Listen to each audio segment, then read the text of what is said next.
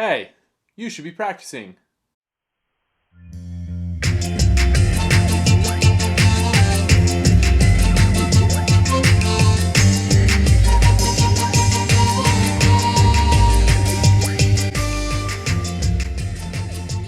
Hello, welcome to Nate Creates. I'm Nate. I'm a musician, a composer, and an educator, and I'm on a mission this year to try to unlock my full creative potential. I'm doing a lot of learning, a lot of self-discovery, and I'm making these videos to share that journey with you. So hopefully we can learn together and help each other be better and be more creative. So yeah, you should be practicing acceptance. So we're going to talk a little bit about acceptance today. This is a word that has been very near and dear to my heart because it's something that I've been struggling with recently, something that I'm trying to understand. So I want to share what I've been learning about that word with all of you guys, all of you beautiful people. So right off the bat, let's go ahead and get something out of the way. Acceptance is not just letting things happen, getting run over by situations, by people, by life, but giving up or giving in to the things that are going on. In fact, it's quite the opposite. But before we get too deep into what I think the definition of acceptance is, let's talk a little bit about the things in life that keep us stuck. Do you ever feel stuck? This is going to be a theme in a lot of these videos, maybe you'll notice. So we're going to talk about a few things that I've been discovering about myself that are keeping me stuck, and then we're going to talk about how acceptance has helped me start to move through those things and hopefully get past those things. And I have a couple challenges for you at the end. So, stuckage number one. There's this little voice in my head, maybe you guys can relate to this, that often says to me that I am not good enough, that I'll never be good enough, and I'll never succeed at anything. Can you relate? I'm sure you can, at least at times. This voice always is just nagging me. What you're doing is not enough. You can't do it. You're not good enough. Well, that voice comes from a degree of truth, but the follow through isn't there. Because all of us start off not being good enough at the things we do, right? I'm just now learning how to make these YouTube videos. I don't think I'm very good at it yet. Hopefully they'll get better. But the only way that I'm ever going to get better at them is if I keep doing them, right? Something I've learned about that voice is that it seems to be the loudest right after I've arguably been successful at something. So when I have just finished a piece of music that I'm really proud of, or I've just had a really great performance that was a lot of fun and very fulfilling, oftentimes the next day or the day after that will be difficult. And that voice will be talking loudly. You'll never be able to do that again. Or that wasn't awesome because of you. It was because of everybody else that was involved. So that's thing number one. Thing number two that gets me stuck. Seemingly the exact opposite of thing number one, but I think they come from the same place. And that's the voice that says, I don't need help. I can figure it out on my own. The thing I'm discovering about that tendency is that it comes from a place of insecurity, just like the first voice does.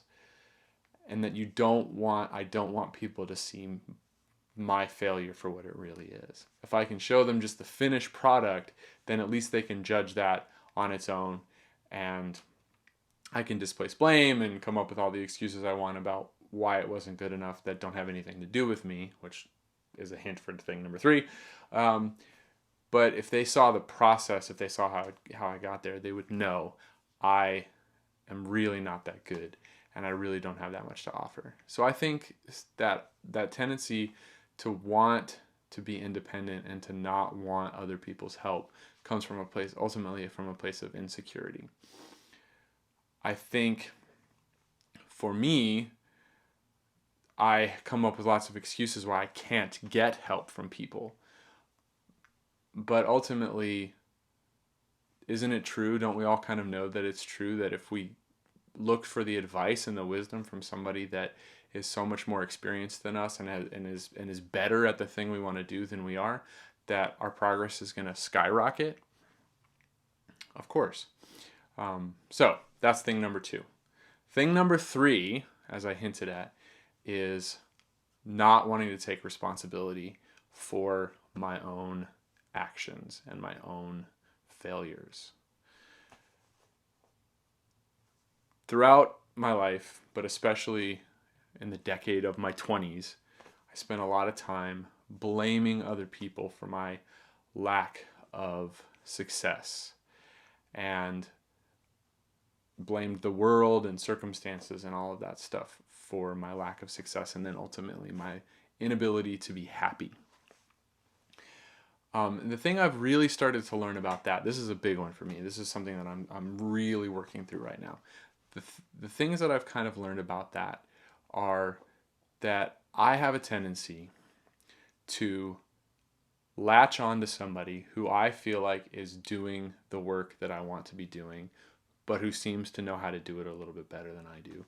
And then just do whatever I feel like they need me to do so that they'll take me with them as they grow and succeed. That doesn't work for a couple of reasons. One, it ultimately is very harmful to me and to my spirit and to my heart. But ultimately it's hurtful to the other person too, because I'm just going to end up holding them back. So what I've discovered about that is I do that, I grab onto those people because I think that they're going to be a shortcut. And don't we all want shortcuts in life? But ultimately there are no shortcuts.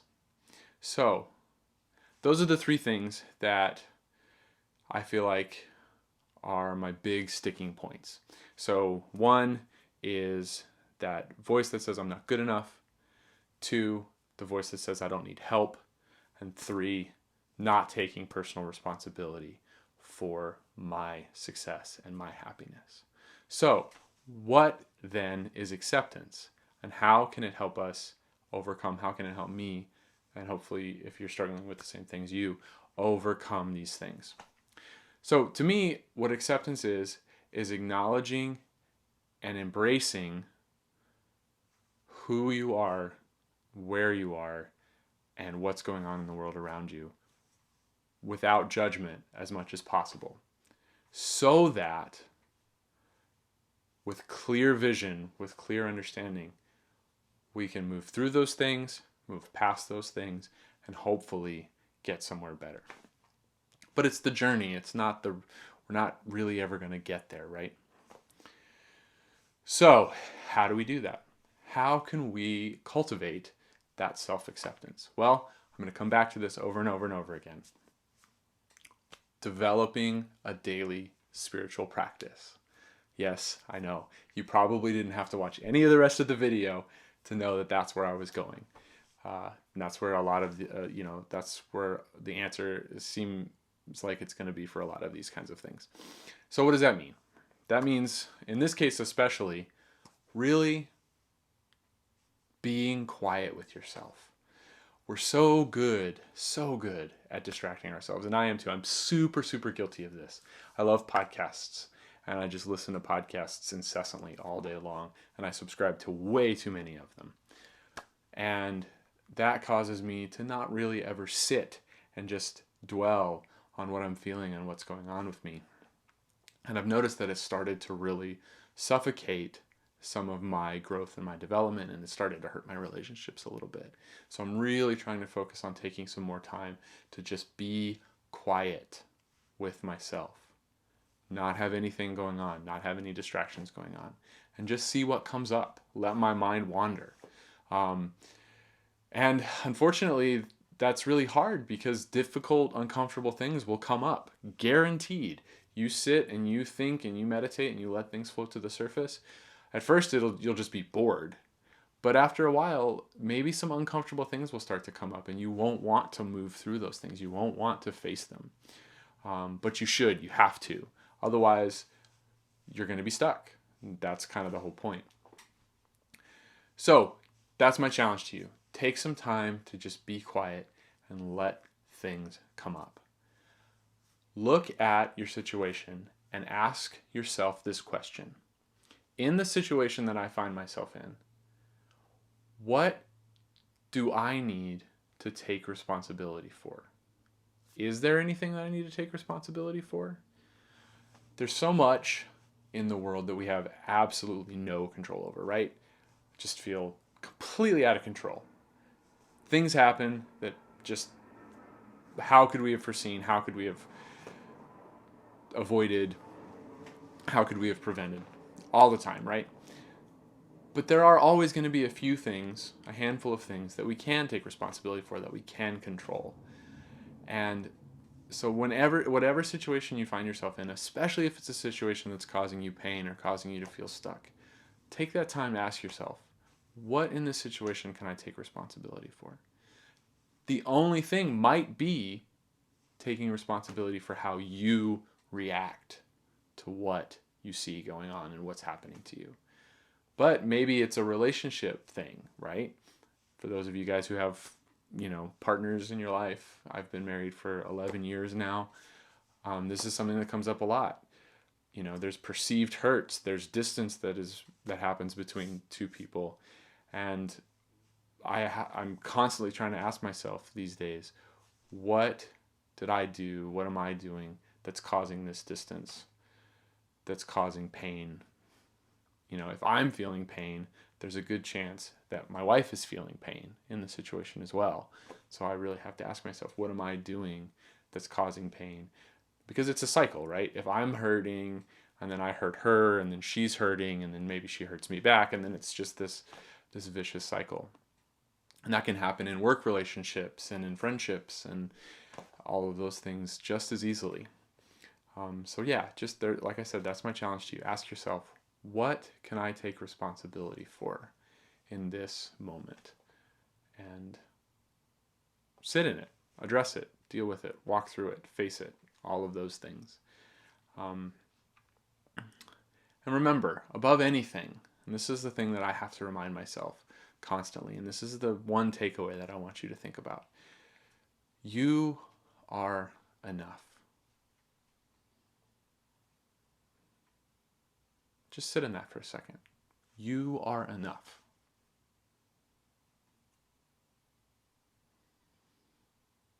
I know I don't believe that most of the time. I don't believe that for myself. But I want you to say that to yourself. And maybe right now, say it with me. Let's say I am enough together. I am enough. And if we start to believe that, maybe some of these things will become a little bit easier, or at least we'll be able to get to walk through them. So, together, let's remind ourselves that we are enough. And let's start to really dive into this idea of daily practice being how we get through to the other side. So, hit me up in the comments below. Let's start some conversations. Let's start to hold each other accountable if that's something that you feel like you need in your life. I know it's definitely something that I need in my life. Help. Let's help each other. So yeah, get in touch via the comments below. Pop on over to my website, natecreates.me. Hit me up on Facebook, Nate Creates on Facebook. Get in touch any way you want. Let's chat. Let's hold each other accountable, and let's remind each other that we are enough, and we can do it, and we can be better, and we can grow, and we can be happy, and we can be creative and make beautiful things. So thank you for watching. Subscribe if this is something that's helpful to you, if this is something you want to see more of, and yeah, peace. Hey, Day of the Dead Skull. Oh, hey, Nate. How you doing? I'm super. Hey, what do you think people should do after watching this video? Oh, I think people should subscribe to your YouTube channel. Hey, that would be really nice. I agree, you should do that. What are they going to get out of it? Well, they're going to get these wonderful Friday videos about creativity and practice. True. They're also going to get some cool music. Music? There's music on my YouTube channel? Absolutely, silly. And you're going to put it there, so you should know that. Oh yeah, you're right.